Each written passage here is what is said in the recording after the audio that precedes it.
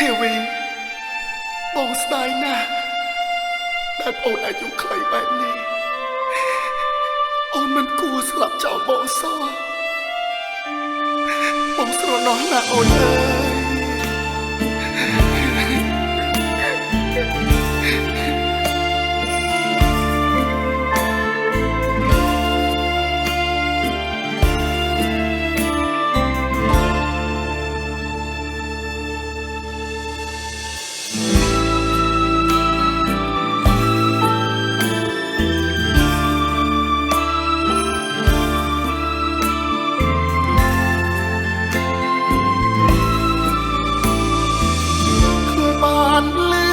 ដំណឹង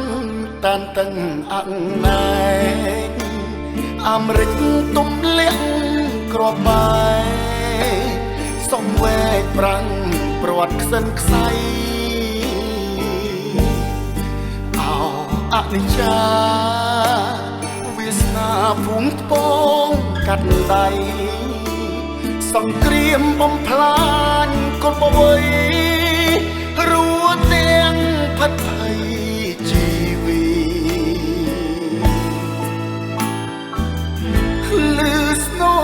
ក្របផ្លោងប្រហោងពុងក្រៃបែបបនព្រះរតនត្រ័យផុតគ្រួងចុងរៃញោមញីកម្មអបព្រៃផ្ដាច់នីស័យយើងទាំងពីរឆក់យកសង្ខារធាវីឆ្ងាយពី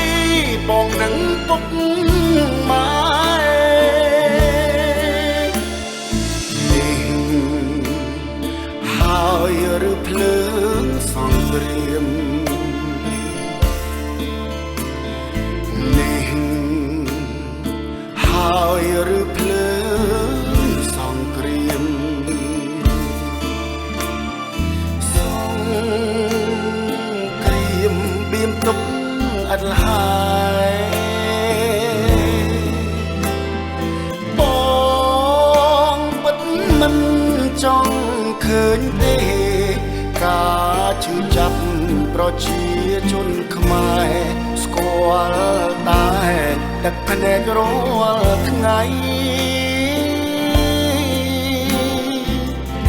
ធាតមួយកញ្ចប់ស្លុតថប់អោរាមិនគួបជោមីរជា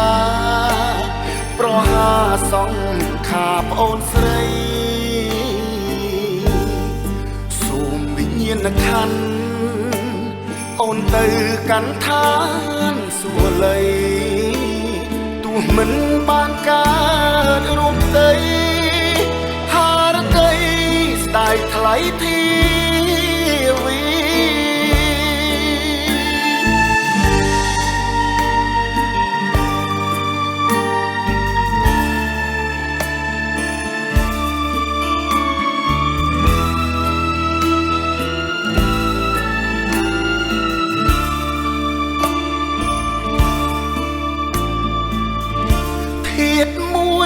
កញ្ចប់